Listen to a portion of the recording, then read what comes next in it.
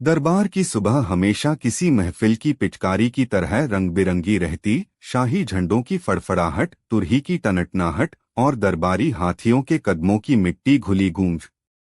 पर उस दिन महल के अंदर कुछ अलगसा खिंचाव था, जैसे हवा में कोई ऐसा सवाल तैर रहा हो जिसे सब नजरअंदाज कर रहे थे। अकबर अपनी उठी बीठी चाल में दरबार में आए। चेहरा गंभीर पर आंखों में हल्की सी चमक, उस तरह जैसे किसी खेल की शुरुआत हो। बीरबल, जिनकी हाजिरी अकबर के हर हंसने और हर सोच के साथ जुड़ी रहती थी, थोड़ी देर बाद हाथ में चाय का प्याला लेकर आए। चाय की भाप उनकी मुस्कान के साथ मिलकर हवा में घुल रही थी। दरबारियों की आंखें दोनों के बीच झलकती। किसी को मालूम था, किसी को नहीं, पर सबको आशा थी कि आज कुछ कटुकमजोर नहीं बल्कि चतुराई भरा माजरा दिखेगा। उस दिन दरबार में एक व्यापारी आया, नजाकत से सिलवटदार चादर में लिपटा, आंखों में थकान और हाथ में एक बेवजन दुकान की रसीद।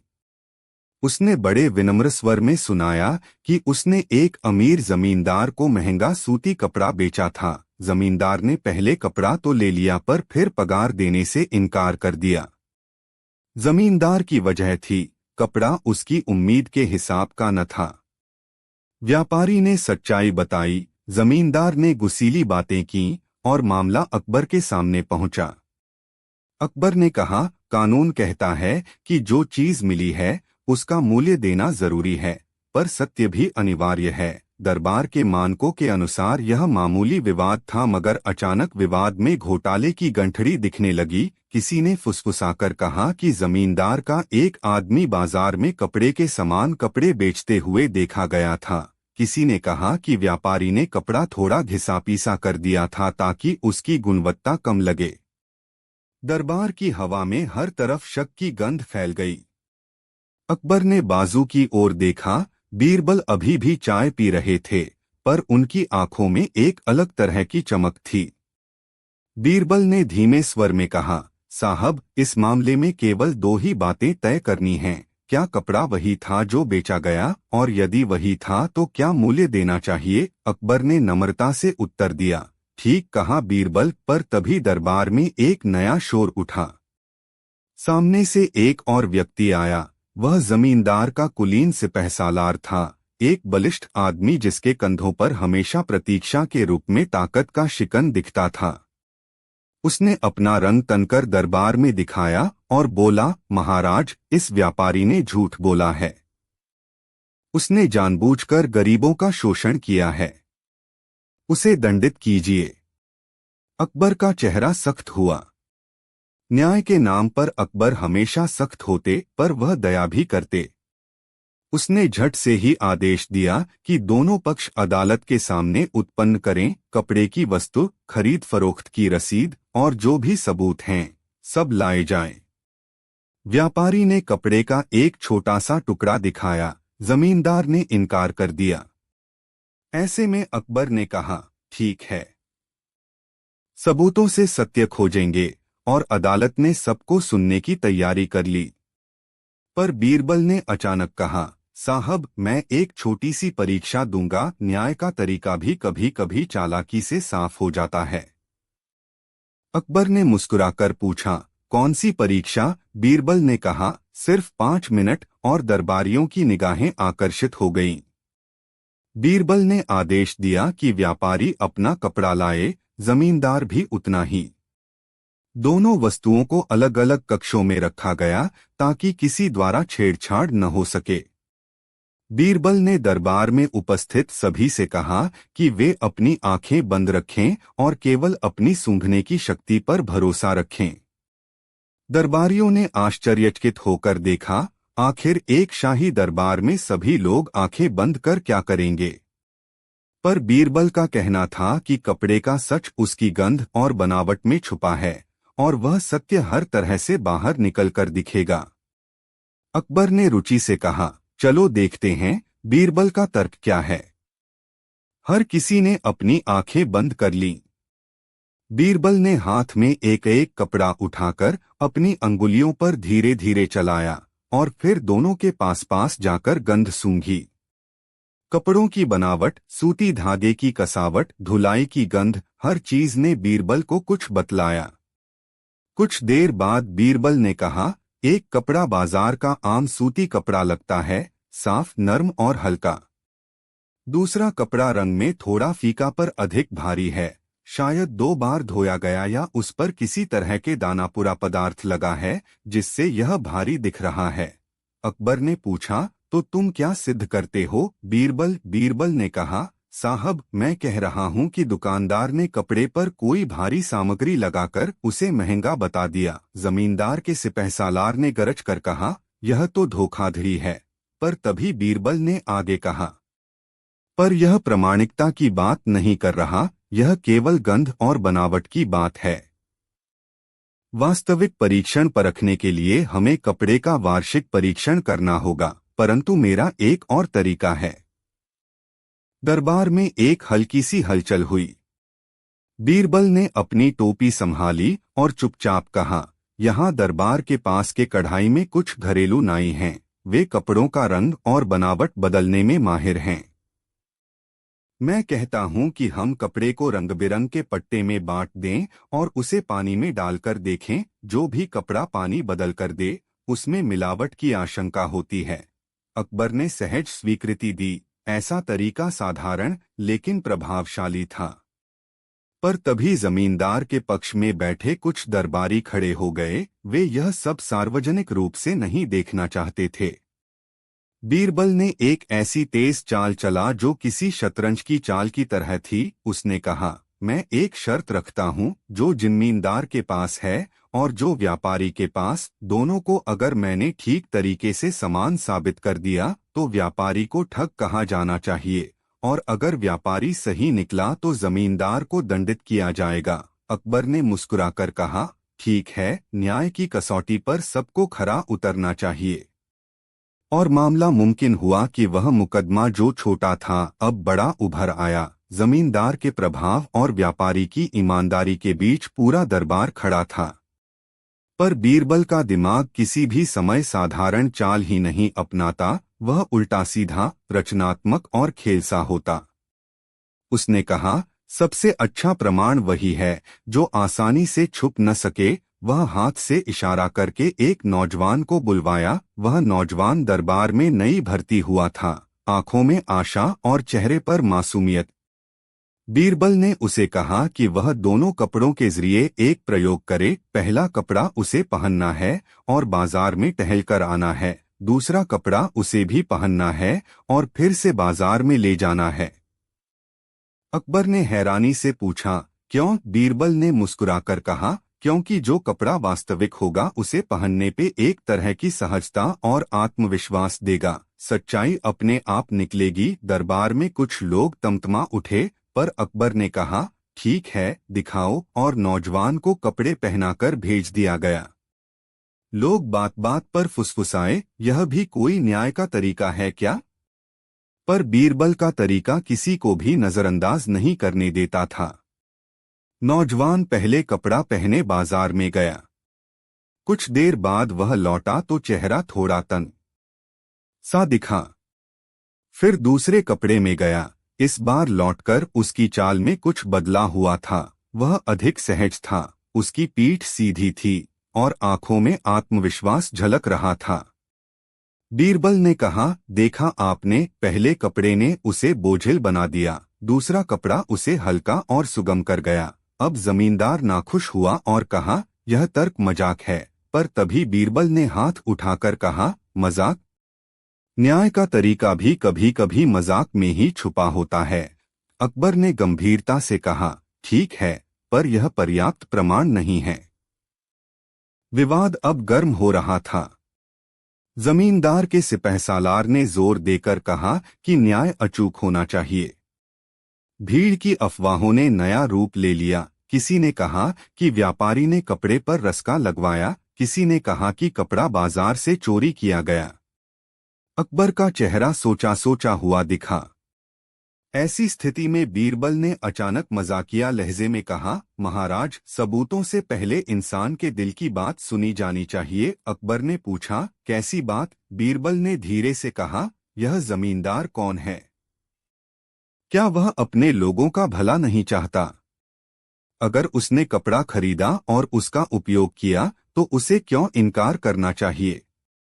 हो सकता है कि उसने कपड़ा किसी त्योहार के लिए खरीदा और किसी कारणवश उसे नापसंद समझा, पर व्यापारी ने उसे बेचा। यह विनिमय की प्रक्रिया है। अकबर ने एक तालमेल भरी सांस ली और कहा, ठीक है, लेकिन आज मेरा मन कहीं और झुका हुआ है।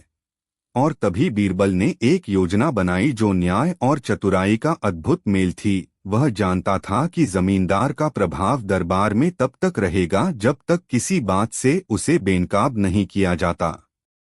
बीरबल ने अकबर से कहा, महाराज, क्यों न हम एक छोटी सी नाटक की तरह यह मामला सुलझाएं, पर सार्वजनिक रूप से।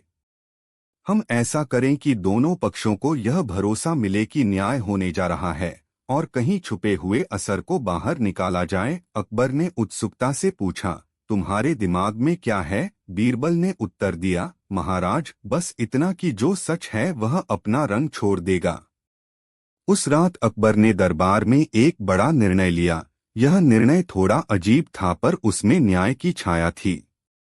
उसने घोषणा कर दी कि अगले सप्ताह के बाजार में सभी दरबारियों की निगरानी में एक सार्वजनिक नीलामी होगी, जहां वही कपड़ा रखा जाएगा और हर कोई उसकी वास्तविक कीमत लगाएगा। पर नीलामी के नियमों के साथ एक छोटा सा ट्विस्ट होगा। नीलामी में खरीद के बाद खरीदार तुरंत वह कपड़ा पहनकर बाजार में घूमेगा और दरबारियों से उसकी राय ली जाएगी। यह सुनकर जमींदार के चेहरे पर तिलमिला उठा और व्यापारी के चेहरे पर हल्की सी आशा खिल गई। लोग बोले, अकबर का निर्णय अजीब था पर साहसिक भी था। नीलामी को वह पारदर्शिता का तरीका समझते थे जो दरबार को साफ करेगा। नीलामी के दिन ओहदेदार, दरबारी, व्यापारी और जमींदार सब उपस्थित थे। भीड़ बाजार तक फैल गई। नीलामी की हवा में उत्साह था।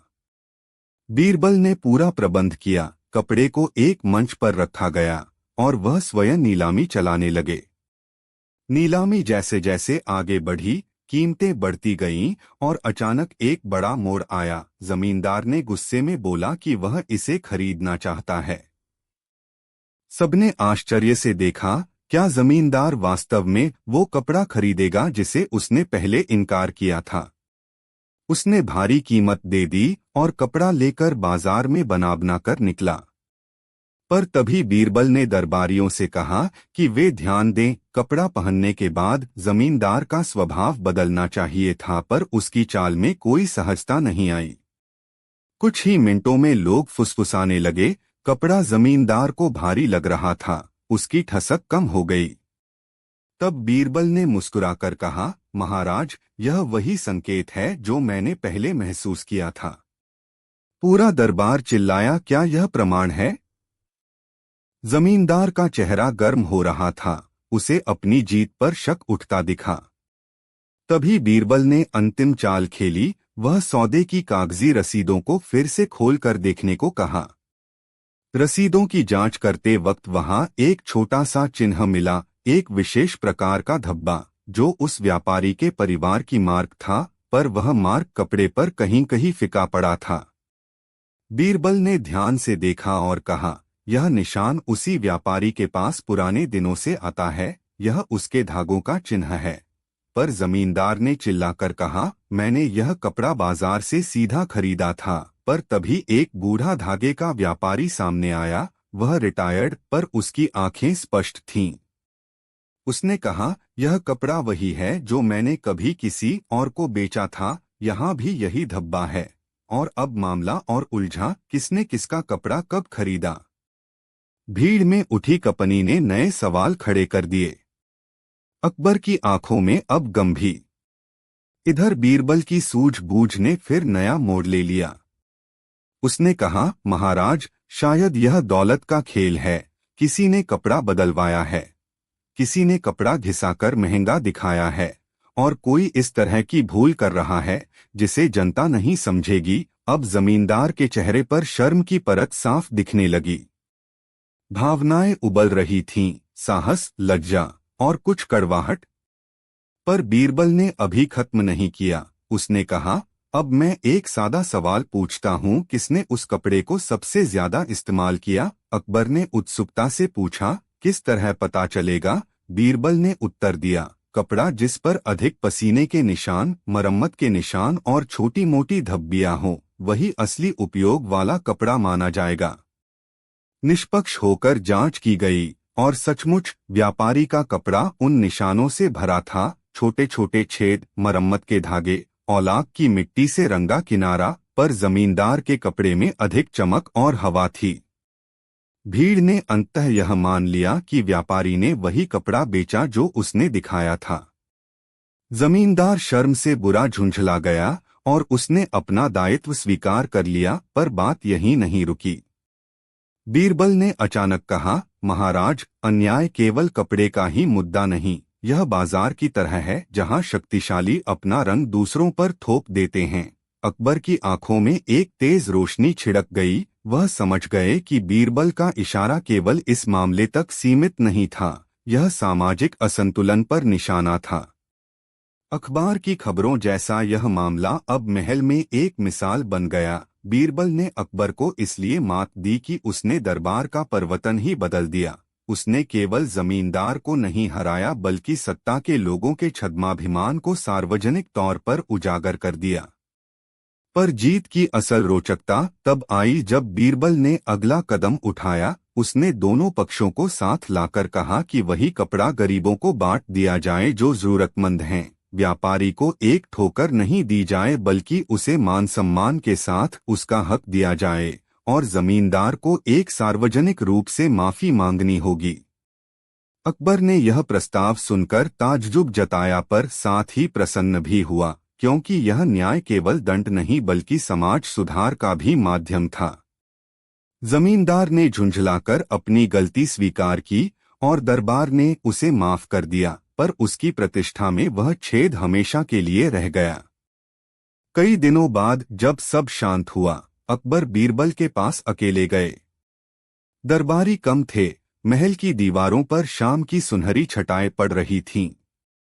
अकबर ने बीरबल की ओर देखा और सहज स्वर में कहा, तुमने आज मुझे मात दी, पर मैं समझता हूँ कि यह मात एक सीख थी। बीरबल ने आंखें चमकाकर कहा, महाराज, मात तभी असली होती है जब उसे सम्मान के साथ स्वीकार किया जाए।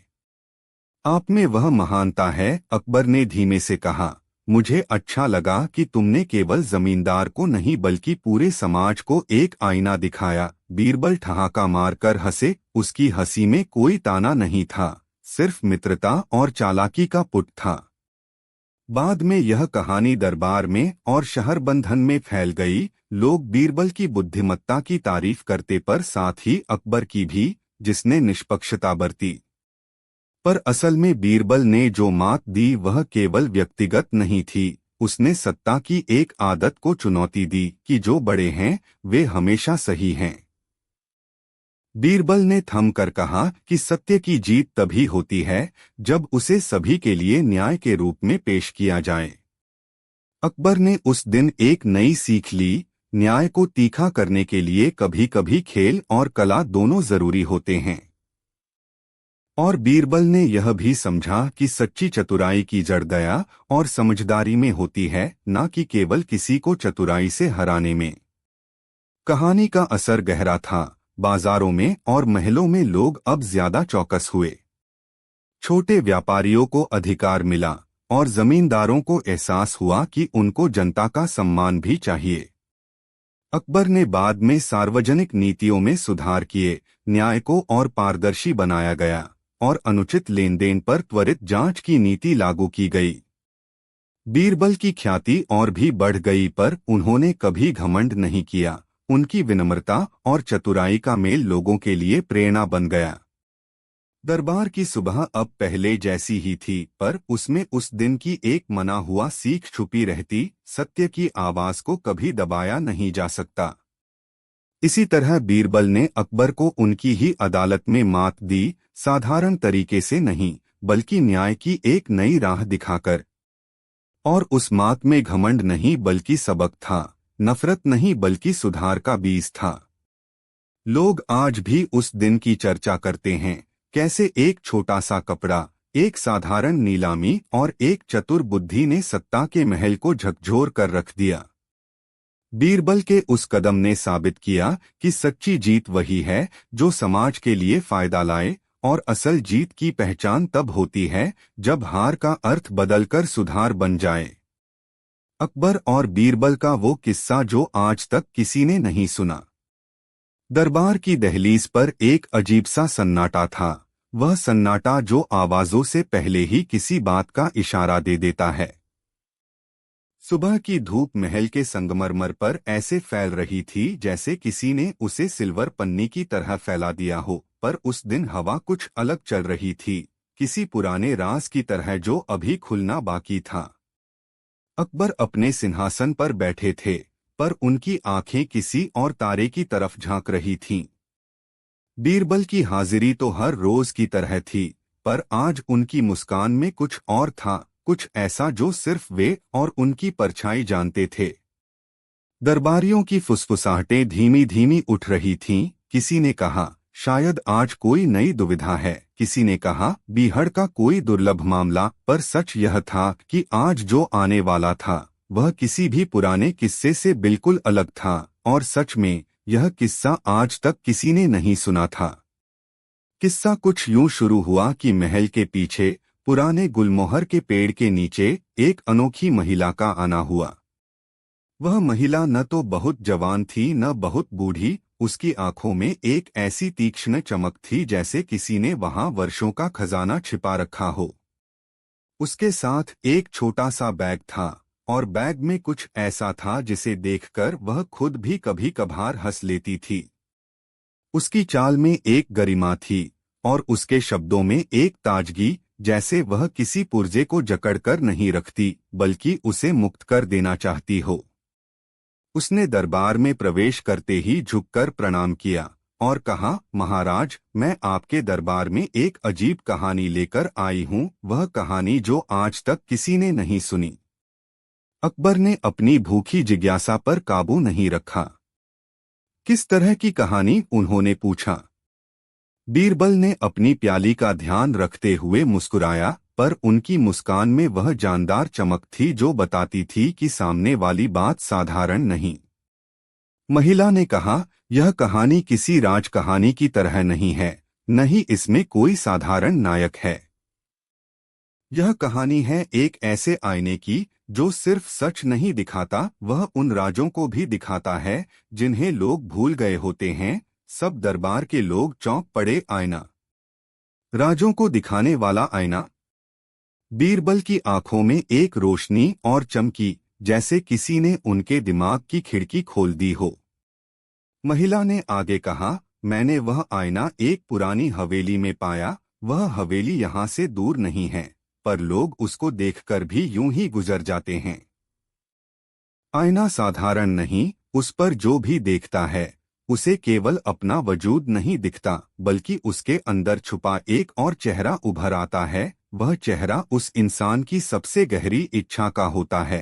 अकबर के होठों पर हंसी आ गई। ऐसे तमाशे हमेशा दरबार में होते रहे, पर बीरबल शांत रहे। उनकी बुद्धि ने पहले ही फैसला कर लिया था कि यह एक परीक्षा हो सकती है, या किसी ने किसी मकसद से यह कहानी छेड़ी है। पर जब महिला ने कहा, मैं चाहती हूं कि महाराज खुद उस आईने को देखें, तो पूरे दरबार में एक हलचल मची। अकबर ने तुरंत कहा, ले जाओ, कल देखेंगे। पर बीरबल ने हल्की आवाज में कहा, अभी क्यों नहीं? और तभी महिला की आंखों ने एक अजीब चमक पकड़ी, उसे जैसे आज ही सब कुछ दिखाना था।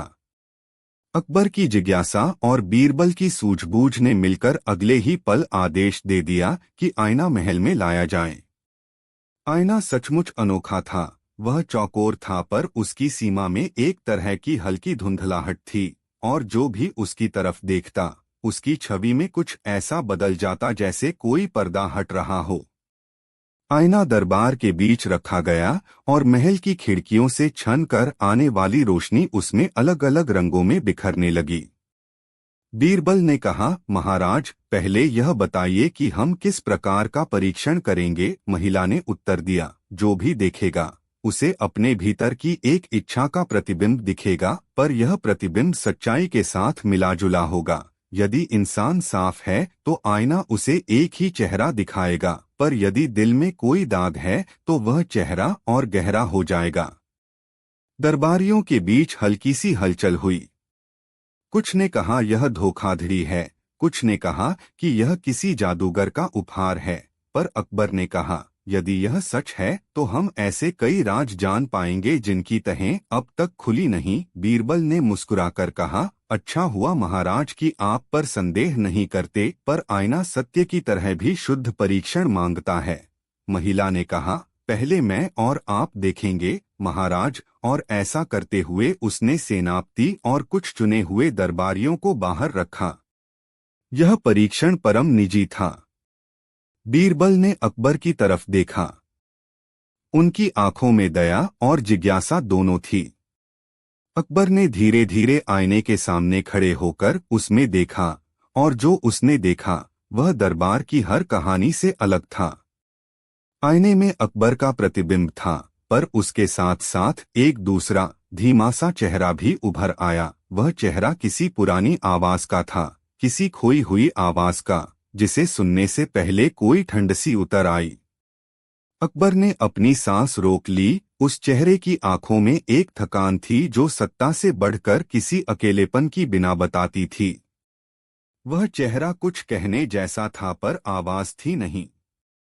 अकबर ने पूछा, यह कौन है? महिला ने कहा, यह वह चेहरा है जो आपकी कोई अधूरी इच्छा बताता है, शायद किसी ऐसे क्षण की चाह जिसमें आप केवल एक सामान्य इंसान की तरह जीना चाहते हैं। अकबर ने मुस्कुराकर कहा, हमारे लोगों के लिए इतनी दूर तक हमारी जिंदगी खोल देना क्या ठीक है?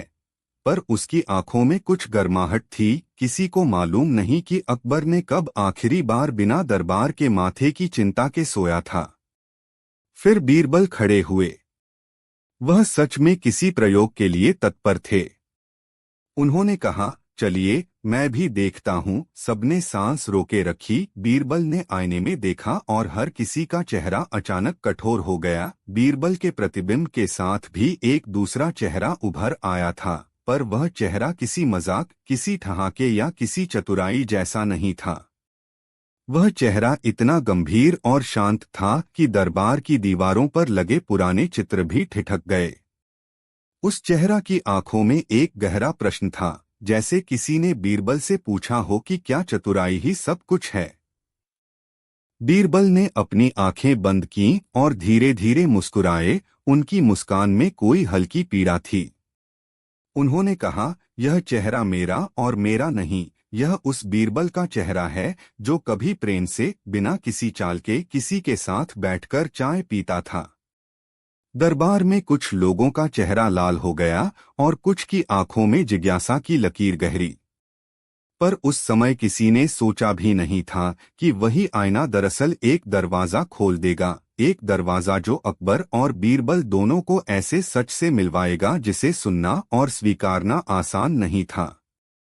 महिला ने कहा, जो भी इस आईने को देखेगा उसे या तो अपनी सबसे बड़ी सच्ची इच्छा मिलेगी या फिर वह उसका सामना करेगा। बीरबल ने ध्यान से देखा और बोला, यह आईना केवल व्यक्तिगत सच नहीं दिखाता, वह उन राहों को भी दिखाता है जिन्हें हमने कभी चुना नहीं। वे रास्ते जो हमारे अंदर दबी हुई, वे कहानियां हैं जिन्हें हमने खुद से छुपाया है। अकबर ने गंभीरता से कहा, तो यदि आईना हमें हमारे अंदर की वह कहानी दिखाए जो हमने कभी नहीं जी, क्या हम उसे बदल भी सकते हैं? महिला ने उत्तर दिया, आप उसे देख सकते हैं, समझ सकते हैं, पर बदलना कठिन है। बदलना तभी संभव है जब आप खुद अपनी परछाई से दोस्ती कर लें। यह सुनते ही दरबार में एक अनोखा विचार आया। बीरबल ने अचानक कहा, तो क्यों न हम इस आईने का प्रयोग करके महल के उन लोगों की सहायता करें जो खोए हुए हैं। पर पहले हमें यह जानना होगा कि आईना किस हद तक सच्चा है। अकबर ने कहा, ठीक है, पर हम यह प्रयोग केवल उन्हीं पर करेंगे जो स्वयं आवेदन करें। और यूं हुआ कि अगले कुछ हफ्तों में महल और पास पड़ोसी गांवों से लोग आए, कुछ अपनी भाग्य खोजी में, कुछ अपनी तासीर समझने के लिए, और कुछ केवल जिज्ञासा से। आईना हर किसी के सामने अलग रूप में उभरा। किसी गरीब माली को आईने ने उसकी छुपी हुई प्रतिभा का चेहरा दिखाया। वह पत्ता पौधों के साथ बात कर सकता था। किसी वृद्ध महिला को उसने उस बेटी का चेहरा दिखाया जिसे उसने कभी अपनाया था पर खो दिया। किसी जवान को उसने उसकी असमाप्त प्रेम कहानी दिखाई जो हमेशा अधूरी रह गई। आईना सचमुच लोगों के भीतर की उन चाहतों को उभारता जो समाज की रोजमर्रा की जरूरतों में दब चुकी थीं। पर जैसे जैसे लोग आईने के सामने जाते, कुछ अजीब घटनाएं होने लगीं। जिन लोगों ने आईने में केवल एक साफ सा प्रतिबिंब देखा, वे खुशी खुशी जीवन में लौट आ रहे थे। पर जिन लोगों ने अपने साथ कोई छुपी हुई खट्टी चीज देखी, जैसे कोई अपराध, कोई अनसुलझी लालसा या कोई ऐसा फैसला जिसका पछतावा था, उनके व्यवहार में अचानक बदलाव आना शुरू हुआ। वे लोग रातों रात सुनसान दरवाजों पर जाकर रोने लगे, किसी से माफी मांगने लगे या अपनी जिंदगी में अचानक किसी नए काम की शुरुआत कर बैठे। दरबार में बहुत सी कहानियां फैलने लगीं। किसी ने कहा कि आईना लोगों को बदल रहा है, किसी ने कहा कि आईना समाज की गहरी दिक्कतों को उजागर कर रहा है। अकबर ने देखा कि आईना दरअसल एक दर्पण बनकर सामने आ गया है, एक ऐसा दर्पण जो समाज की गंदगी और चमक दोनों दिखा रहा था। फिर एक दिन उस महिला ने बीरबल से कहा, महाराज, मैं आपसे एक विशेष दान का अनुरोध करती हूँ। बीरबल ने तुरंत पूछा, क्या अनुरोध है? महिला ने धीरे से कहा, यह आईना स्वयं भी किसी समय में टूटा था और उसे ठीक करने के लिए कुछ आवश्यक था जो केवल दिल की ईमानदारी से मिल सकता था। आईना कहता है कि वह तब तक पूरा नहीं होगा जब तक उसके सामने आए हुए दो लोगों में से एक अपनी गहरी इच्छा को सच में स्वीकार न करे। बीरबल ने सतर्कता से कहा, कौन से दो लोग? महिला ने देखा और कहा, आप और महाराज। दोनों दरबार में एक सुन्न सा माहौल फैल गया। अकबर की आंखों में चमक थी पर उनकी सुई धीरे सी खिंची। बीरबल की चेहरे की हर रेखा जैसे कुछ सोच रही हो। दोनों ने अचानक ही महसूस किया कि यह मौका कुछ ज्यादा ही बड़ा और व्यक्तिगत है। वो रात दोनों ने देर तक बैठकर बातें की। दरबार की हल्की रोशनी में बीरबल ने कहा, महाराज, हम दोनों ने जीवन में अनेक भेद बनाए हैं। आपने राज्य बनाए और मैंने उनकी रक्षा की, पर अब समय आ गया है कि हम अपने भीतर के उन सवालों का सामना करें जिन्हें हमने अनसुना कर दिया। अकबर ने सिर हिलाया और कहा, तुम सही कहते हो। मैं भी कुछ दिनों से अपने भीतर एक खालीपन महसूस कर रहा हूँ। और यूं दोनों ने अगले दिन वह फैसला किया। वे दोनों आईने के सामने खड़े होकर अपनी गहरी इच्छाओं को एक दूसरे के सामने स्वीकार करेंगे। दरबारियों में एक हल्की सी बेचैनी फैल गई। वे यह देखना चाहते थे कि क्या सचमुच महान लोग भी उतने ही निर्बल होते हैं जितना आम आदमी होता है। अगली सुबह महल का आंगन भर गया। आईना को विशेष तरह से सजाया गया। उसके चारों ओर मोमबत्तियां जलाई गईं और हवा में एक हल्की सी मंद तान बजती रही। अकबर और बीरबल दोनों सामने खड़े रहे। बीरबल ने धीरे से कहा, यदि आईना हमें हमारे अंदर की सच बात दिखाए तो क्या हम उसे स्वीकार कर पाएंगे? अकबर ने कहा, हमें स्वीकार करना ही होगा, क्योंकि यदि हम खुद से भी भागेंगे तो यह आईना दूसरी किस्सों को भी तोड़ देगा। और उन्होंने आईने में देखा। इस बार आईने ने दोनों को ऐसे चेहरे दिखाई जो न केवल दर्पण थे बल्कि दरअसल उन रास्तों के नक्शे थे जिन पर वे कभी नहीं चले थे। अकबर ने देखा कि उसके साथ एक छोटा सा बच्चा खड़ा है। वही अकबर का चेहरा, पर वह बच्चा मासूमियत और स्वतंत्रता की आकांक्षा लिए हुए था। उस बच्चे की आंखों में छोटे छोटे सपने थे, खेतों में खेलने की, बिना सिंहासन के किसी पेड़ के नीचे आराम करने की, किसी आम किसान की तरह खाने की। अकबर के भीतर अचानक एक गर्म हंसी छिपी हुई थी। उसने महसूस किया कि राजसी व्यग्रता के पीछे उसका एक सरल मन भी है जो बस इंसानी छोटी छोटी चीजों में खुशी पाना चाहता है। उसने धीरे धीरे कहा, मुझे याद है जब मैं छोटा था तब मेरी माँ मुझे कहानियां सुनाती थी। उन कहानियों में मैं खुद लड़ता था और दोस्त बनाता था। अकबर की आंखों में आंसू चमक उठे। वे आंसू किसी पछतावे के नहीं बल्कि एक खोए हुए हिस्से के मिलने की खुशी के थे। बीच में बीरबल ने देखा कि उसके आईने में एक गीत बज रहा था। वह गीत बीरबल की वह पहली कविता थी जो उसने चुपके से किसी गांव की लड़की के लिए लिखी थी। उस कविता चेहरा जो हंसते हुए घुमक्कड़पन में भी कभी कभी किसी के लिए नरम हो उठता था, अचानक सामने आया। बीरबल की आंखों में नरमाई आई। उसे याद आया कि उसने कितनी बार अपनी बुद्धि के बाजार में दूसरों के दुहकों को खरीद फरोख्त कर दिया था, पर अपने भीतर की किसी हल्की सी चाह को नजरअंदाज कर दिया था। उसने किस्सा किया कि बचपन में वह किसी पेड़ के नीचे बैठकर घंटों कहानी सुनता और मुस्कुराता था, पर बाद में उन मुस्कुराहटों को उसने सूझबूझ के साथ बदल दिया। बीरबल ने धीरे से कहा, शायद मैं भी अब एक बार किसी के लिए वह कवि बन जाऊं।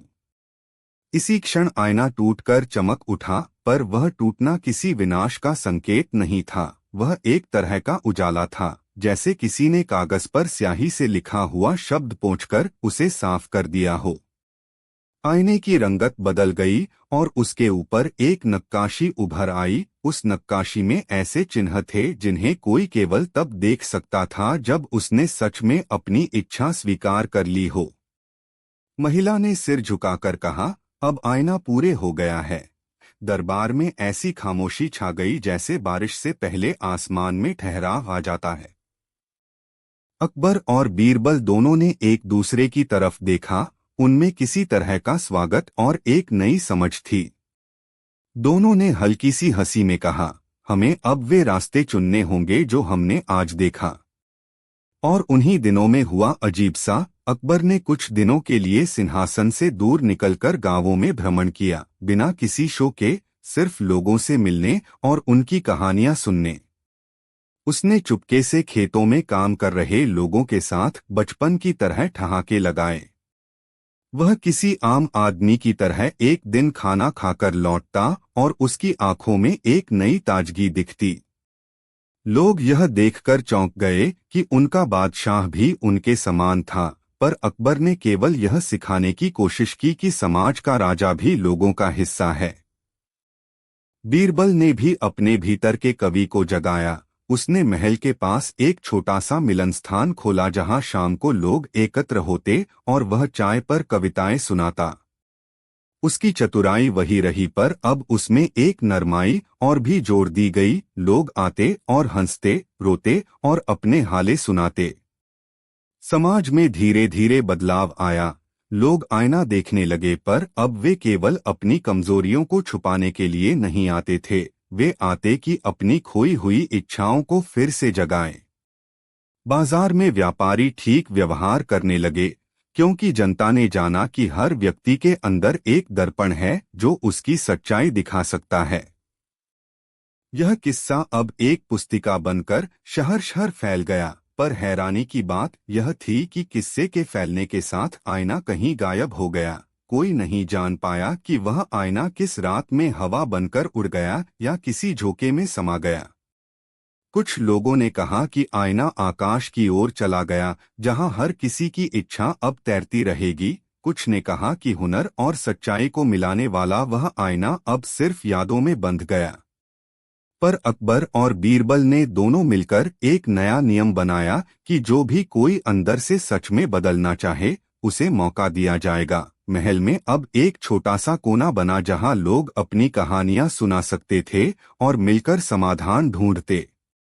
कई वर्ष बाद जब लोग अकबर और बीरबल के बारे में कहानियां सुनाते, तो यह किस्सा अलग तरह सुनाया जाता। कोई कहता कि आईना जादुई था, कोई कहता कि यह एक बुद्धिमान और सजग महिला की चतुरता थी जिसने समाज को सच्चाई का आईना दिखाया। पर जिन लोगों ने उस दिन आईना देखा था, उन्हें पता था कि असल राज कोई जादू नहीं था, वह मानवता थी। अकबर की वह हंसी, बीरबल की वह कविता और उस महिला की अनकही कहानी, सब कुछ मिलकर एक नए रूप में उभरा। दरबार में अब लोग अधिक सजग हो गए। वे जानते थे कि सत्ता का भी एक चेहरा है और निजी इच्छाओं का भी, और जो सही में बदलना चाहते थे, उनके लिए अब राहें खुली थीं। किस्सा आज तक किसी ने इसलिए नहीं सुना क्योंकि यह केवल एक घटना नहीं थी, यह एक अनुभव था जो भीतर बदलता था। इस कहानी का अंत भी किसी पुस्तक में नहीं लिखा गया, यह आज भी हवा में कहीं तैरता है, उन्हीं जगहों पर जहां लोग अपने अंदर झांकते हैं और पूछते हैं कि क्या उन्होंने सच में अपनी ख्वाहिशों को पहचाना। अकबर और बीरबल का वह किस्सा आज भी किसी ने नहीं सुना, क्योंकि वह किस्सा सिर्फ सुनने के लिए नहीं था, उसे जीना पड़ता था। और जो लोग उस दिन महल में थे, वे अब भी कहते हैं कि यदि कभी आप स्वयं को खोया हुआ पाएं, तो किसी एक आईने के सामने खड़े होकर देखें, शायद वह आईना आपको आपका असली चेहरा दिखा दे, और आप भी, जैसे अकबर और बीरबल, अपनी ही अदालत में अपनी सबसे बड़ी जीत पा लें। जब बीरबल ने बचाई बादशाह की जान। दरबार की सुबह वैसे तो रोज की तरह धूप सी चमकीली और शोर सा गुलसित थी, पर उस दिन हवा में कोई अजीब सी खनक थी, एक ऐसी खनक जो किसी टकराते हुए तलवार की आवाज की तरह कानों में पहुंचती और दिल तेजी से धड़कने लगता। महल के चारों ओर सैनिक पटरियां कम थीं, पर उन पटरियों के बीच जो चर्चा फंटी हुई थी, वह किसी साधारण खबर की तरह नहीं थी। किसी ने कहा कि सीमा पर दुरुस्ती है, किसी ने कहा कि एक नया दूत आया है, पर असल बात तो भीतर और भी गहरी थी। अकबर आज अनावश्यक चुप्पी लिए हुए सिंहासन पर बैठे थे, उनकी आंखों में वही राजसी गंभीरता थी, पर होठों के पास एक अजीब सी थकावट थी, जैसे उन्हें रात भर कोई सपना परेशान किए हो। बीरबल जैसे हमेशा की तरह महल में थे, पर उस दिन उनकी चाल में भी कुछ तेजी और सतर्कता थी। वे जान रहे थे कि हवा कुछ खबर लेकर आई है, और बीरबल हवा के छोटे छोटे संकेतों को मधुर गीत की तरह पढ़ लेते थे। सुबह की सुनहरी किरणों में जब दरबार खुला, तो वहां अचानक एक अजनबी आया, एक बूढ़ा साधु, पर उसकी चाल में कोई असाधारण करिश्मा था।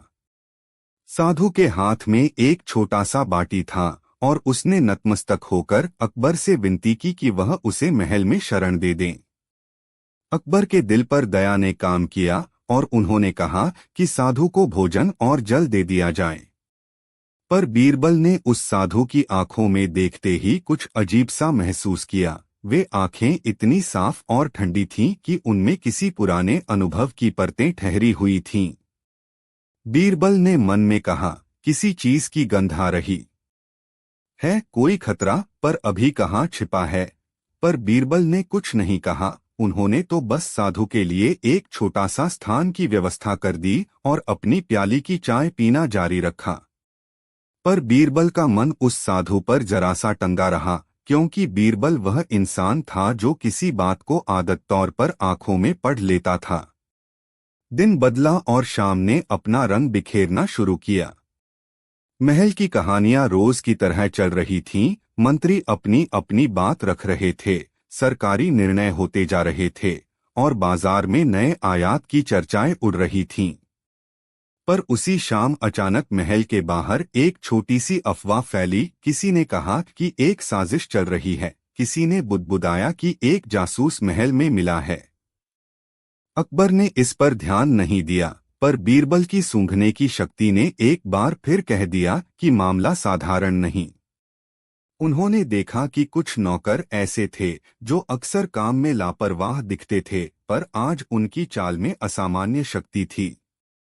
बीरबल ने अपने भीतर की संकल्पना के मुताबिक कुछ पंक्तियां महसूस कीं, जब दीवारें बोलने लगें, तो छिपा हुआ सच जमीन पर गिर पड़ता है, और वह सच उस शाम हवा में जाकर गिरने ही वाला था। उस रात्रि अकबर ने महल के एक बड़े समुद्री दावत का आयोजन रखा, पर यह दावत सामान्य दावतों से अलग थी। इस दावत में सभी विदेशी दूत बुलाए गए थे, और अकबर ने खुद चुनाव कर रखा था कि इस दावत में कई व्यापारिक सौदे होंगे। दरबार के लोग उत्साहित थे, पर बीरबल जानता था कि बड़े समारोहों में बहकने का खतरा ज्यादा होता है, क्योंकि भीड़ में एक निगाह, एक जहर की बोतल या एक फुसफुसाकर लौट जाने वाला सिपाही बहुत कुछ बिगाड़ सकता है। बीरबल ने अकबर के पास जाकर सौम्य स्वर में सुझाव दिया कि सुरक्षा कड़ी कर दें। अकबर ने हल्का सा हंसकर कहा, बीरथल बीरथल। ओह बीरबल, तुम बहुत संजीदा हो जाते हो। और बीरबल ने उत्तर दिया, महाराज बस एक नजरिया ही है। अकबर ने भरोसा दिखाया और कहा, ठीक है, जो तुम कहोगे वही होगा। दावत का समय आया। महल का बड़ा हॉल मोमबत्तियों और जरी के पर्दों से जगमगा रहा था। संगीत मौके को और भी सुहावना बना रहा था, पर बीरबल की निगाहें बार बार दरवाजों और खाने की थालों पर टिकती थीं। वे जानते थे कि कहीं कुछ गलत हो सकता है। खाने की थालें परोसी जा रही थीं, दूत बात कर रहे थे, और अकबर ने कुछ नई नीतियों पर भाषण देना भी शुरू कर दिया। उनका भाषण ऐसा था कि लोग मंत्रमुग्ध से सुन रहे थे। पर उसी भाषण के बीच एक छोटा सा खिंचाव हुआ। एक सेवक जो अकबर के पास प्लेट लेकर आया, उसकी चाल कुछ धीमी थी और उसके हाथों में प्लेट में कुछ अजीब सी चमक थी। पर बीरबल ने तुरंत देखा कि वह चमक किसी जहर की नहीं, पर किसी रसायन की थी जो आग में जलकर धुआं उठाती। वह किसी विस्फोटक मिश्रण का संकेत दे रही थी। बीरबल की रगें कांप उठीं। वह समझ गया कि किसी ने भोजन में कुछ मिला दिया है जो बादशाह के लिए जानलेवा हो सकता है। पर बीरबल ने तुरंत घबराहट छिपा ली। यदि उसने सीधे ही हल्ला मचा दिया तो पल भर में महल में अफरातफरी फैल जाएगी और साजिश करने वाले भी सावधान हो जाएंगे। बीरबल को एक चाल चलनी थी, ऐसी चाल जो बादशाह की जान भी बचा दे और साजिश का भी पर्दाफाश हो जाए। बीरबल ने अपनी शरारत भरी मुस्कान के साथ वसमान थोड़ी नाटकीयता जरूरी है का चेहरा सजाया और धीरे धीरे अकबर के पास पहुंचा। उसने बड़े ही सामान्य स्वर में पूछा, महाराज क्या आप स्वाद जांचना चाहेंगे, हमारे देश के नए शहद का स्वाद। अकबर ने सोचा कि यह भी एक मामूली बात है और मुस्कुराकर कहा, हाँ क्यों नहीं, पर पहले तुम चख लो। बीरबल ने चुपके से उस थाली को अपने हाथ में लिया जिसने पहले मुझे आस्था का एहसास किया था, और उसने सूक्ष्मता से उसकी ओर देखा। उसमें एक सूक्ष्म तासीर थी, थोड़ा सा झरझरा, थोड़ा सा काफी हल्का सा। बीरबल ने पल भर की देर में वह नाटक रचा कि पहले वह चखकर बताएगा कि शहद में कुछ अच्छा बदला है या नहीं। उसने अपनी छोटी सी चतुराई से उस थाली के पास जुड़ी प्लेटों को अचानक अदलाबदली कर दी। एक आम सेवक की भांति उसने अपनी तलछट में शहद के साथ थोड़ी सी मीठी दालचीनी छिड़क दी और उसे अकबर के सामने लगाकर कहा, महाराज यह नया शहद है, यह आपकी पसंद का ही होगा। अकबर ने जैसे ही शहद का एक छोटा सा चम्मच अपने मुंह में रखा, बीरबल ने अचानक एक उत्तेजक स्वर में चिल्लाया, अरे देखो, बाहर से अनाज की गड़बड़ी। और उसी क्षण महल के एक कोने में मजबूत तकर्राहट मची। कुछ रुक रुक कर तलवारों की आवाज आई। साजिश करने वालों ने संकेत पाकर अपना ध्यान बांट दिया। बीरबल की चाल सफल हुई। अकबर ने बिना देर किए शहद का स्वाद लिया और उसने कोई बदनामी महसूस नहीं की। पर बीरबल ने यह नहीं छोड़ा कि बस इतने से मामला सुलझ गया। उसने चुपके से उस सेवक को पकड़ लिया जिसने प्लेट लाई थी। वह सेवक असल में महल के पुराने नौकरों में से नहीं था। उसके कपड़े अलग थे और उसकी चाल में शिकंजा सा था। बीरबल ने उसे धीरे से अपनी गोद में पकड़ लिया और बाहर की ओर खिसकते हुए पूछा, बताओ तुम्हारा नाम क्या है। सेवक ने घबराकर कहा, महाराज की कृपा, मैं बस एक नौकर हूँ। पर बीरबल की नजरें तेज थीं। वह देखता है कि हाथ का छोटा सा दाग, जूतों की मोटी सी चिकनाहट और गर्दन के पीछे लगा एक छोटा सा दाग, ये सब संकेत थे कि वह मक्कार किसी और का आदमी था। बाहर का हल्ला सुनकर साजिश करने वालों की योजना बिखरने लगी। पर साजिश इतनी सरल नहीं थी। यह किसी सामान्य व्यक्ति की चाल नहीं थी, यह किसी सुनियोजित षड्यंत्र की पातर परत थी।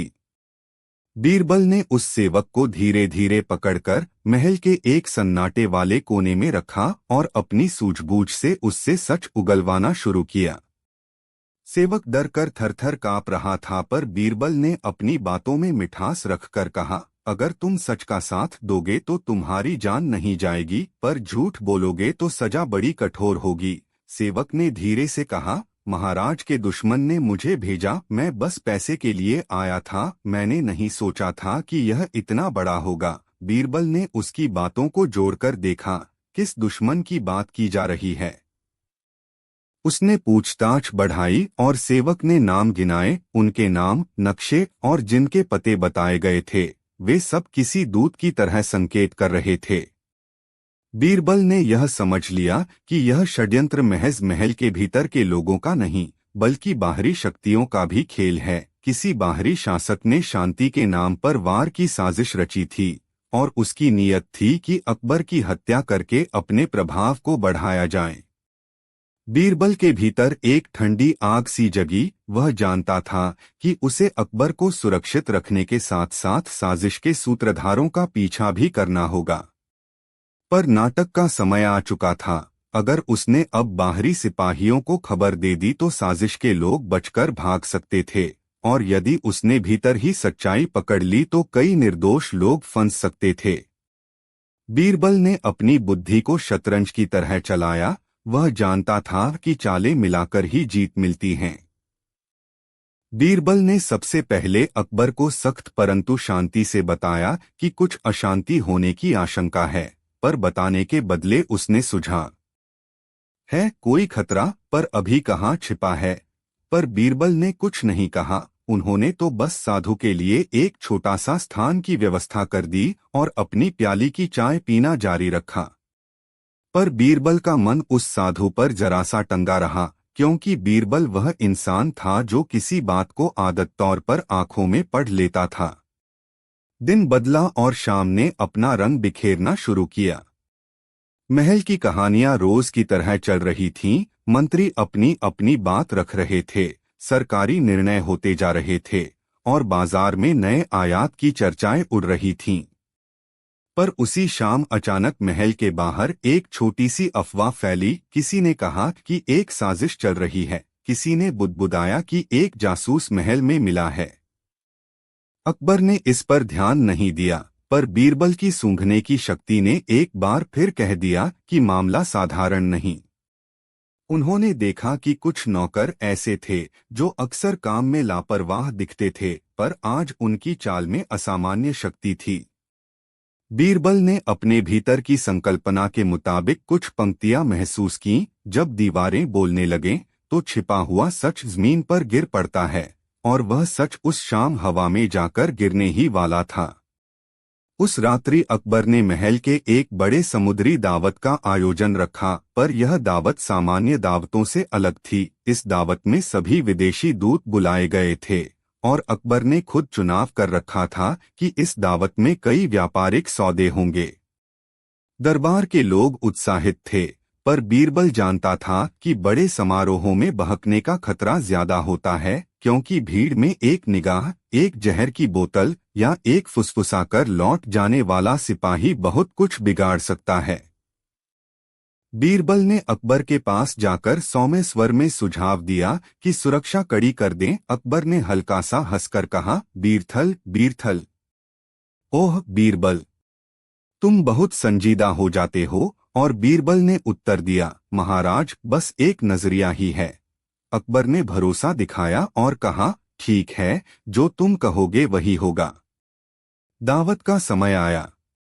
महल का बड़ा हॉल मोमबत्तियों और जरी के पर्दों से जगमगा रहा था। संगीत मौके को और भी सुहावना बना रहा था, पर बीरबल की निगाहें बार बार दरवाजों और खाने की थालों पर टिकती थीं। वे जानते थे कि कहीं कुछ गलत हो सकता है।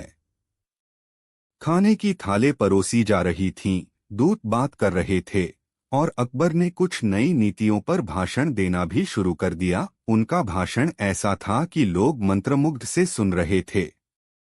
पर उसी भाषण के बीच एक छोटा सा खिंचाव हुआ। एक सेवक जो अकबर के पास प्लेट लेकर आया, उसकी चाल कुछ धीमी थी और उसके हाथों में प्लेट में कुछ अजीब सी चमक थी। पर बीरबल ने तुरंत देखा कि वह चमक किसी जहर की नहीं, पर किसी रसायन की थी जो आग में जलकर धुआं उठाती। वह किसी विस्फोटक मिश्रण का संकेत दे रही थी।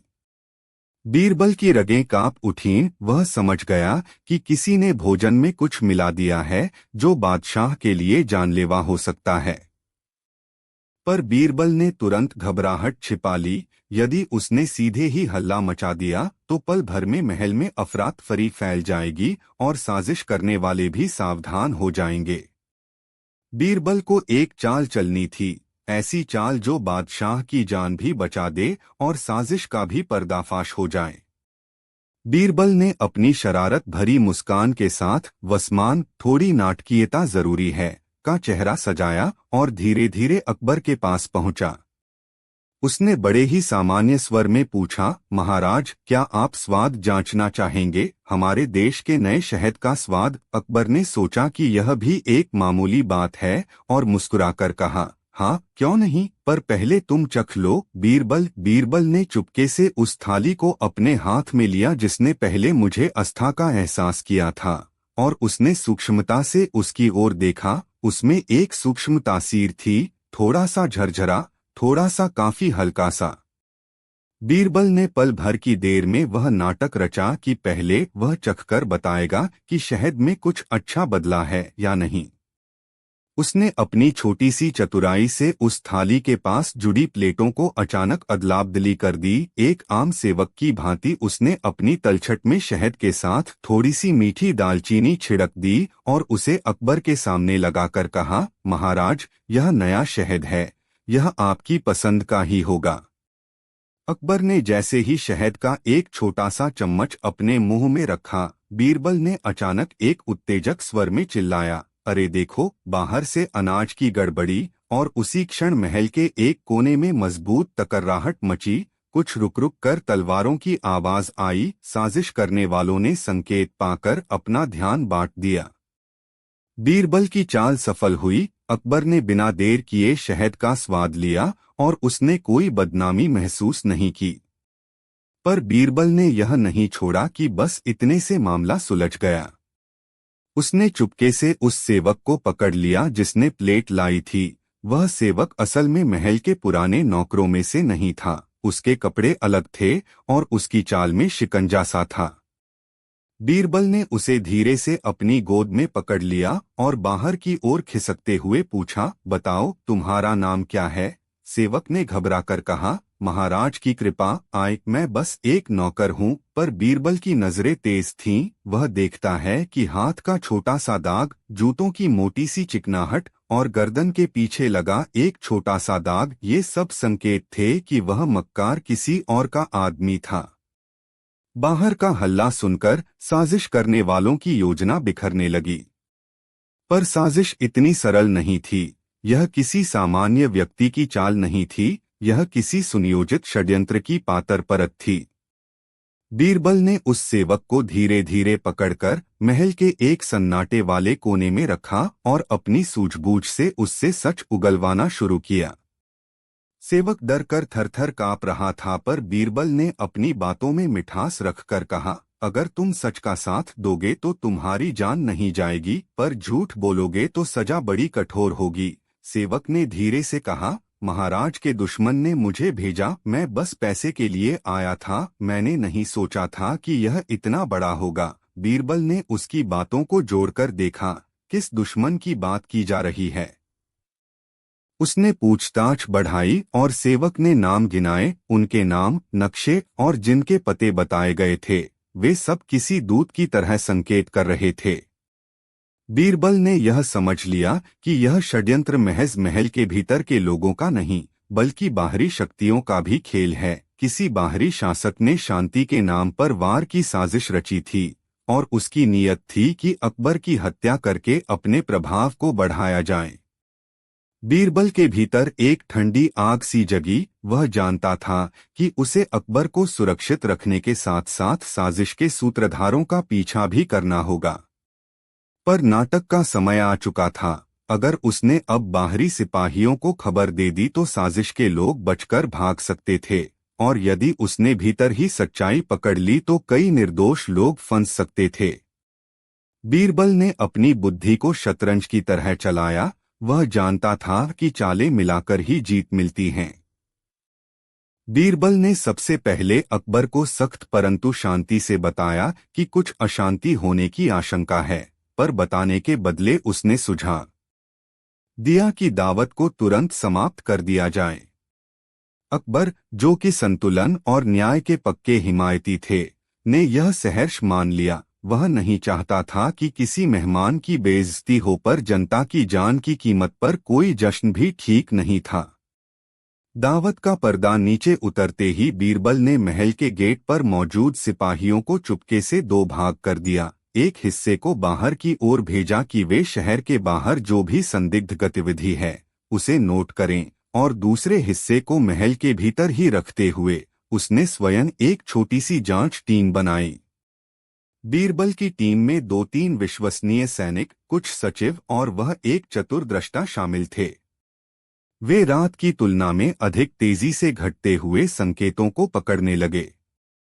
अगले कुछ घंटे बीरबल की तेजी और चतुराई से गुजरे। वह साजिश के तारों को एक एक कर खींच रहा था। उसने देखा कि जो सेवक प्लेट लाया था वह महल के पीछे वाली एक पुरानी खिड़की से बार बार देखता रहा था। वह खिड़की एक ऐसे हिस्से की ओर खुलती थी जहां से कभी कभी छोटी नावें आकर आती थीं। बीरबल ने तय किया कि सारा खेल उस नाव की ही बात है। कहीं न कहीं पिछले दरवाजे से किसी को भेजा गया था जो जहाज पर बैठकर सूचना भेजेगा। उसने एक सैनिक को वहां छुपने के लिए भेजा और खुद कुछ और संकेतों पर ध्यान दिया। वह देखता गया कि कुछ दूत जिन्होंने दावत में भाग लिया था वे विलक्षण तरीके से एक दूसरे के साथ नजर मिलाकर बात कर रहे थे। उनके चेहरे पर वह राहत थी जो हर साजिश करने वाले के चेहरे पर होती है, यानी कड़वा परंतु आत्मविश्वास भरा हंस। बीच रात जब सब कुछ शांत था, बीरबल ने अपनी टीम के साथ महल के पीछे की ओर चुपके से कदम बढ़ाए। चांद की रोशनी में उन्होंने देखा कि एक छोटी सी नाव किनारे पर अच्छी तरह छिपी हुई थी। नाव पर कुछ सूटकेस और कुछ रस्सियां लाई हुई थीं। बीरबल ने एक तेज निर्णय लिया। उसने अपने साथियों से कहा कि वे नाव के पास पहुंचकर पर्दाफाश करें, पर बिना शोर किए। पर जैसे ही वे नाव की ओर बढ़े, एक तेज आवाज आई। नाव पर पहले से बैठे लोग, जिनमें से एक ने जोश में भरे स्वर में कहा, चलो इधर से निकलें, रात ही सही समय है। बीरबल ने तुरंत समझ लिया कि नाव पर बैठे लोग महल के बाहर के साजिशकर्ता हैं और वे बस इंतजार कर रहे हैं कि परिस्थिति अनुकूल हो। बीरबल ने योजना बदली। उसने वहां पर एक छोटा सा झूठी आग का तमाशा किया ताकि साजिशकर्ताओं का ध्यान हटे और वे समझें कि बाहरी पुलिस सक्रिय हो चुकी है। उसकी चाल सफल रही। नाव पर बैठे लोगों ने हड़बड़ी में नाव छोड़ दी और कुछ भागने लगे। बीरबल ने उनमें से कुछ को पकड़ लिया, पर कुछ भाग निकले।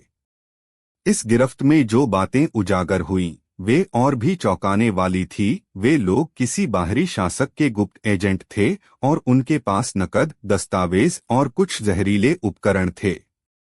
बीरबल ने उन दस्तावेजों को पढ़ा और पाया कि एक बड़े शासक ने इस साजिश को अंजाम देने के लिए भारी धनराशि दी थी। इसका मकसद था अकबर की हत्या करके अपने आप को शासक बनाना। बीरबल का दिल भर आया। उसने तुरंत अकबर को यह सब बताया, पर बिना किसी तड़क भड़क के। अकबर ने ठंडी आवाज में आदेश दिया कि उन पकड़े गए लोगों को बख्शा न जाए, पर साथ ही साथ शांति और समझदारी से काम लिया जाए, क्योंकि यदि इस साजिश के बारे में शोर मचाया गया तो युद्ध का खतरा बढ़ सकता था। अकबर ने जनता की सुरक्षा और राज्य की सुरक्षा दोनों को तरजीह दी। बीरबल की सूझबूझ, उसकी तेज नजर और उसकी शांति ने उस रात के बड़े संकट को टाल दिया। बादशाह की जान बची और साजिश के तार धुंधले पड़ने लगे। पर कहानी यहीं खत्म नहीं हुई। बी के बाद की असली परीक्षा थी कि सच्चे गिरोह के मुंह से असली सर्वनाश को कैसे रोका जाए। बीरबल ने देखा कि पकड़े गए लोगों ने केवल जानकारी दी थी, पर असली षड्यंत्रकर्ता अब भी कहीं दूर था, और यदि वह नेता बचे तो वह फिर से हमला कर सकता था। बीरबल ने साहसिकता से एक चाल सोची। वह इस नेता को चतुराई से महल के भीतर खींचना चाहता था ताकि बिना युद्ध के और बिना खून खराबे के वह उसे बेनकाब कर दे। उसने एक जाल बिछाने का निश्चय किया, एक ऐसा जाल जिसमें शांति और चालाकी दोनों का मिश्रण हो। बीरबल ने राजा के दरबार में एक सार्वजनिक सभा का आयोजन किया और वह घोषणा की कि उन्होंने विदेशी दूतों के लिए एक बड़ा खेल रखा है, जिसमें विजेता को राज्य के संरक्षण का पुरस्कार मिलेगा। यह सुनकर बाहरी शासक की जिज्ञासा भड़क जाएगी और वह खुद आकर कुछ गलतियां करेगा जो बीरबल ने पहले ही सोची थीं। और हुआ भी वैसा। बाहर के शासक ने खुद भेजा एक प्रतिनिधि जो कि अत्यंत चालाक था और वह भीड़ में आकर ब्रह्मांडीय अद्भुतता दिखाने लगा। पर बीरबल ने उसकी चाल को समझ लिया। उसने प्रतिनिधि को धीरे धीरे अपने जाल में फंसाया और उसे कुछ झूठी सूचनाएं दी कि उसके लोग महल के पास रहकर तैयार हैं और सिर्फ संकेत मिलने पर हमला करेंगे।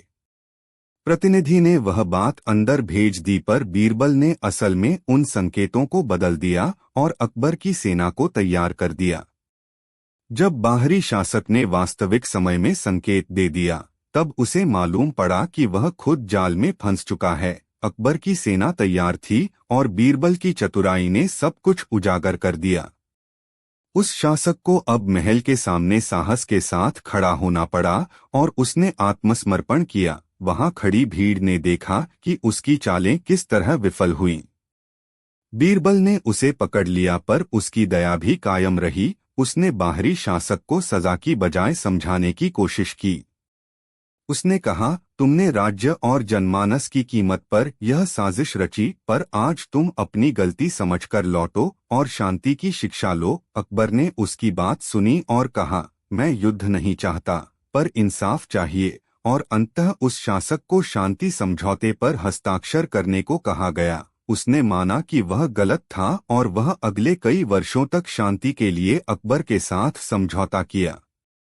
बीरबल की चाल और अकबर की न्यायप्रियता ने मिलकर महल और राज्य को बचाया। एक हत्या की साजिश को शांति और समझ से मिटा दिया गया।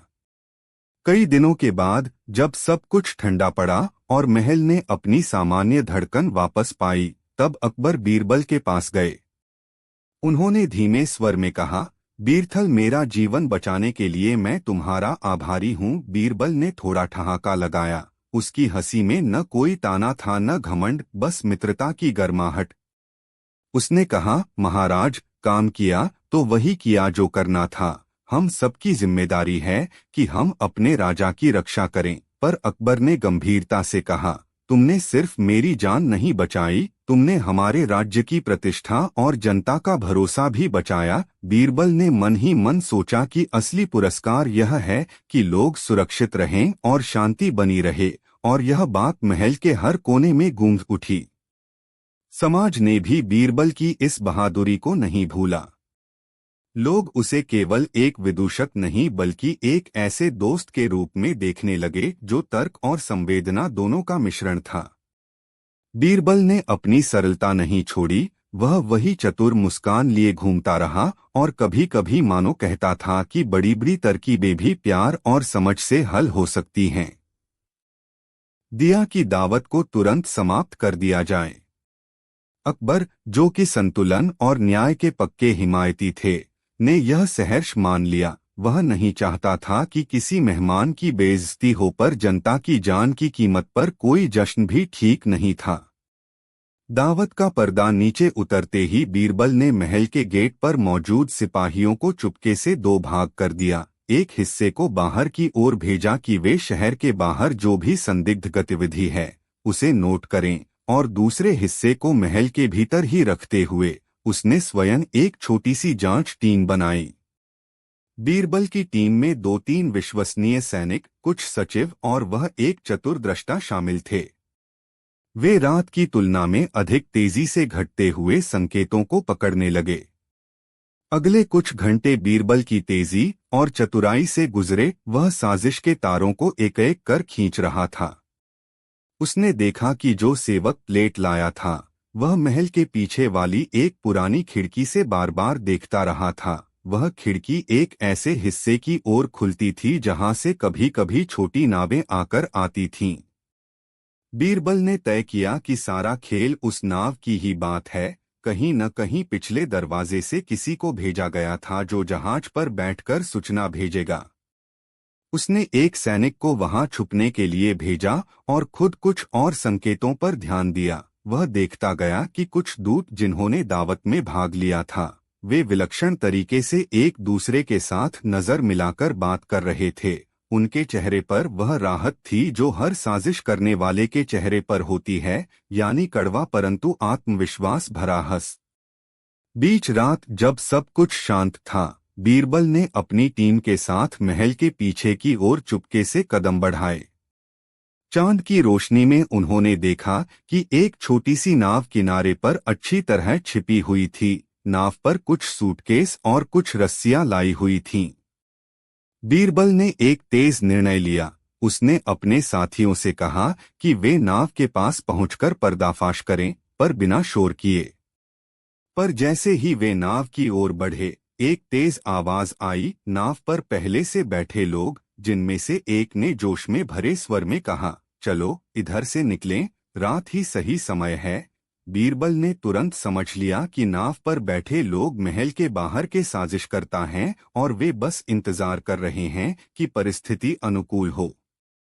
बीरबल ने योजना बदली। उसने वहां पर एक छोटा सा झूठी आग का तमाशा किया ताकि साजिशकर्ताओं का ध्यान हटे और वे समझें कि बाहरी पुलिस सक्रिय हो चुकी है। उसकी चाल सफल रही। नाव पर बैठे लोगों ने हड़बड़ी में नाव छोड़ दी और कुछ भागने लगे। बीरबल ने उनमें से कुछ को पकड़ लिया, पर कुछ भाग निकले। इस गिरफ्त में जो बातें उजागर हुईं, वे और भी चौंकाने वाली थी। वे लोग किसी बाहरी शासक के गुप्त एजेंट थे और उनके पास नकद, दस्तावेज और कुछ जहरीले उपकरण थे। बीरबल ने उन दस्तावेजों को पढ़ा और पाया कि एक बड़े शासक ने इस साजिश को अंजाम देने के लिए भारी धनराशि दी थी। इसका मकसद था अकबर की हत्या करके अपने आप को शासक बनाना। बीरबल का दिल भर आया। उसने तुरंत अकबर को यह सब बताया, पर बिना किसी तड़क भड़क के। अकबर ने ठंडी आवाज में आदेश दिया कि उन पकड़े गए लोगों को बख्शा न जाए, पर साथ ही साथ शांति और समझदारी से काम लिया जाए, क्योंकि यदि इस साजिश के बारे में शोर मचाया गया तो युद्ध का खतरा बढ़ सकता था। अकबर ने जनता की सुरक्षा और राज्य की सुरक्षा दोनों को तरजीह दी। बीरबल की सूझबूझ, उसकी तेज नजर और उसकी शांति ने उस रात के बड़े संकट को टाल दिया। बादशाह की जान बची और साजिश के तार धुंधले पड़ने लगे। पर कहानी यहीं खत्म नहीं हुई। बी के बाद की असली परीक्षा थी कि सच्चे गिरोह के मुंह से असली सर्वनाश को कैसे रोका जाए। बीरबल ने देखा कि पकड़े गए लोगों ने केवल जानकारी दी थी, पर असली षड्यंत्रकर्ता अब भी कहीं दूर था, और यदि वह नेता बचे तो वह फिर से हमला कर सकता था। बीरबल ने साहसिकता से एक चाल सोची। वह इस नेता को चतुराई से महल के भीतर खींचना चाहता था ताकि बिना युद्ध के और बिना खून खराबे के वह उसे बेनकाब कर दे। उसने एक जाल बिछाने का निश्चय किया, एक ऐसा जाल जिसमें शांति और चालाकी दोनों का मिश्रण हो। बीरबल ने राजा के दरबार में एक सार्वजनिक सभा का आयोजन किया और वह घोषणा की कि उन्होंने विदेशी दूतों के लिए एक बड़ा खेल रखा है, जिसमें विजेता को राज्य के संरक्षण का पुरस्कार मिलेगा।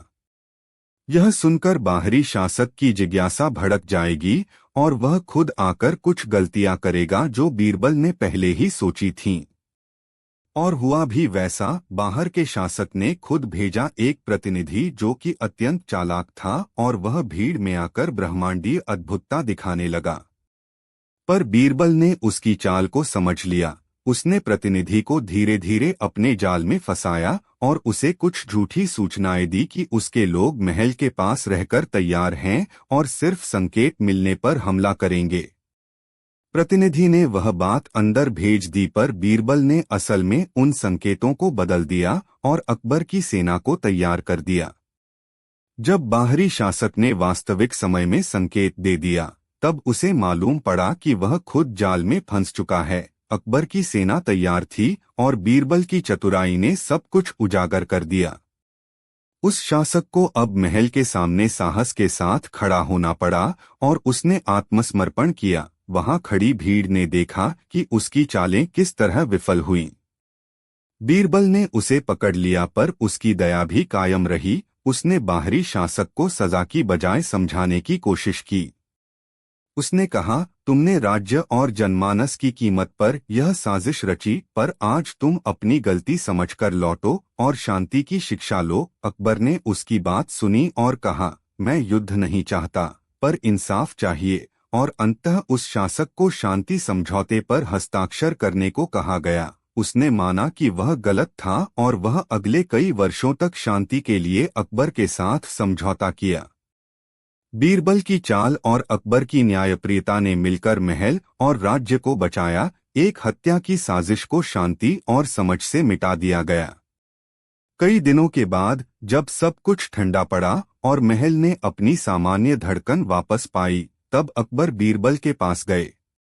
उन्होंने धीमे स्वर में कहा, बीरथल, मेरा जीवन बचाने के लिए मैं तुम्हारा आभारी हूँ। बीरबल ने थोड़ा ठहाका लगाया। उसकी हंसी में न कोई ताना था न घमंड, बस मित्रता की गर्माहट।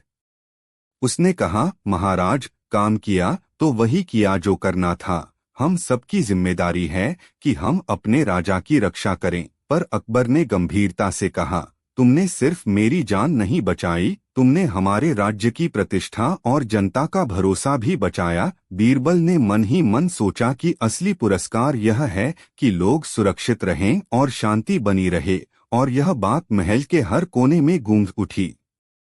समाज ने भी बीरबल की इस बहादुरी को नहीं भूला। लोग उसे केवल एक विदूषक नहीं बल्कि एक ऐसे दोस्त के रूप में देखने लगे जो तर्क और संवेदना दोनों का मिश्रण था। बीरबल ने अपनी सरलता नहीं छोड़ी। वह वही चतुर मुस्कान लिए घूमता रहा और कभी कभी मानो कहता था कि बड़ी बड़ी तरकीबें भी प्यार और समझ से हल हो सकती हैं। अकबर ने भी कई सुधार किए। वह समझ गया कि सुरक्षा और न्याय दोनों की जरूरत होती है और किसी भी शक्ति के आगे शांति सर्वोपरि है। और बीरबल की कहानी, जिसने एक रात में बादशाह की जान बचाई, कानों को सुनाई जाने लगी। लोगों ने उस कहानी में न केवल रोमांच देखा बल्कि मानवीयता का पाठ भी पढ़ा। कई वर्षों बाद जब बच्चे खेलते और बूढ़े एक दूसरे को किस्से सुनाते, तो वे अक्सर उस रात की बात को यूं याद करते, कैसे एक छोटा सा संकेत, एक साधु की आंखें और एक दरबारिया की सूझबूझ ने मिलकर महल को शांति दी। और बीरबल, वह फिर भी अपने काम में व्यस्त रहा। चाहे वह किसी किसान की परेशानी हल कर रहा हो, किसी प्रेम कहानी का राज खोल रहा हो, या फिर किसी छोटे से बच्चों को कहानियां सुना रहा हो। पर लोग आज भी कहते हैं, जब परेशानी आई तो बीरबल ने जो चतुराई दिखाई, वह न केवल बादशाह की जान बचाने के लिए थी बल्कि एक पूरे समाज की आत्मा को बचाने के लिए भी थी। और इसी बात ने उसे कालजयी बना दिया, क्योंकि असली बहादुरी केवल तलवार चलाने में नहीं होती। असली बहादुरी तो मुश्किल हालत में भी दया और बुद्धि से काम लेने में होती है। अकबर ने पूछा, सबसे कठिन बात? बीरबल ने दिया चौंकाने वाला जवाब। दरबार का वह दिन किसी और तरह का नहीं था। वह ऐसा था जैसे किसी बड़े सवाल की आहट पहले से ही हवा में घुल रही हो। सुबह की हल्की रोशनी महल की दीवारों पर पड़कर खूबसूरती बिखेर रही थी, पर अकबर के चेहरे पर जो चमक अक्सर रहती थी, आज वह कहीं खोई खोई सी थी। दरबारियों की फुसफुसाहटें कम थीं, सब अपनी अपनी सोच में लगे हुए थे। बीरबल ने चाय की प्याली अपने हाथ में हमेशा की तरह घेरी हुई थी, पर उसकी आंखें कुछ अलग चीजों की तरफ पड़ी हुई थीं। वे अक्सर उन छोटी छोटी बातों को पकड़ लेते जिनको बाकी लोग हवा मानकर उड़ा देते थे। अकबर उठे, सिंहासन की ओर बढ़े और बोली, आज क्या कोई नया सवाल लाया गया है? आज कुछ ऐसा होना चाहिए जो सबको सोच में डाल दे, जो बुद्धि की परख करे और साथ ही इंसान की सीमा भी जांचे। फर्क यह था कि उस दिन अकबर के मन में कुछ और भी था। वह किसी गहरे प्रश्न की तलाश में थे, एक ऐसा प्रश्न जो राज्य के कानूनों से अलग, व्यक्तिगत और असामान्य हो। उन्होंने बीरबल को बुलाया और धीमी, गंभीर आवाज में कहा, बैठो।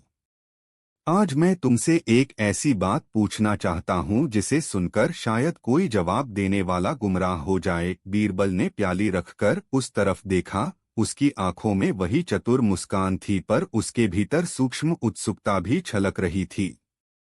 बीरबल ने कहा, महाराज, जो भी सवाल हो उसे सुनना और समझना मेरा कर्म है। अकबर ने कहा, आज का सवाल शायद तुम्हारे लिए भी कठिन होगा, पर मैं चाहता हूं कि तुम ईमानदारी से जवाब दो, और जवाब ऐसा हो कि न केवल मुझे बल्कि पूरे दरबार को सोचने पर मजबूर कर दे। दरबार में एक तरह की सन्नाटेदार सघनता फैल गई। अकबर ने गहरी सांस ली और पूछा, बीठल, बताओ, सबसे कठिन बात क्या है? सवाल सरल था, पर उसकी गहराई इतनी थी कि किसी ने सोचा भी नहीं था कि एक ही वाक्य में इतना बोझ भर सकता है। सबने सोचा पैसा, सत्ता, युद्ध या न्याय। पर बीरबल ने तुरंत उत्तर नहीं दिया। उसने एक पल के लिए आंखें बंद की और फिर धीरे धीरे बोला, महाराज, यह एक ऐसा प्रश्न है जिसे सुनकर मन में अनेक आवाजें गूंजती हैं। पर बताइए, आप किस संदर्भ में पूछ रहे हैं? राज्य के संदर्भ में या इंसान की आत्मा के संदर्भ में? अकबर ने कहा, संदर्भ नहीं दूंगा। मैं जानना चाहता हूं कि तुम्हारे हिसाब से सबसे कठिन बात क्या है और क्यों। दरबारियों की आंखों में उत्सुकता चमक उठी। कई लोगों ने अपने अपने मन में उत्तर गिना। किसी ने कहा कि सबसे कठिन बात मृत्यु है, किसी ने कहा कि सबसे कठिन बात अपमान है, किसी ने कहा कि सबसे कठिन बात प्यार का असमय टुकड़ा होना है। पर बीरबल ने सबकी बातों को सुनने के बाद अपनी चतुरता से उस सवाल को और भी गहरा बना दिया। उसने कहा, यदि मैं एक शब्द में उत्तर दूं तो मैं कहूंगा, सत्य को स्वीकारना। लोग आश्चर्यचकित हुए। सत्य को स्वीकारना, इसे कौन सबसे कठिन बना देता है? अकबर ने पूछा, सत्य स्वीकारना क्यों कठिन है, बीरबल? क्या कारण है कि मनुष्य अपने आप से झूठ बोलते रहने में सहज है, पर सच स्वीकार करने से डरता है? बीरबल ने आंखें टेढ़ी करके कहा, क्योंकि सत्य अक्सर हमें बदल देता है, महाराज। सत्य की रोशनी में खड़े होने से हमारी पुरानी आदतें, हमारे पुराने नाम, हमारी सामाजिक पहचान, सभी कुछ बाहर आ जाते हैं। और यही बदलना, वही असली कठिनाई है। बीच में एक बूढ़े मंत्री ने ठिठक कर कहा, पर बीरबल, फिर क्या झूठ कहना ही ठीक है? क्या सत्य छुपाकर कोई सुख पा सकता है? बीरबल ने हंसते हुए कहा, सुख अस्थायी होता है। पर आप सोचिए, यदि एक राजा अपनी गलती स्वीकार कर ले तो क्या होगा? क्या वह कम शक्तिशाली हो जाएगा? नहीं, पर उसे स्वीकार करने की हिम्मत चाहिए, और यही हिम्मत सबसे दुर्लभ चीज है। अकबर ने नर्म स्वर में कहा, तो क्या तुम कह रहे हो कि सबसे कठिन बात स्वयं को बदलने की इच्छा है?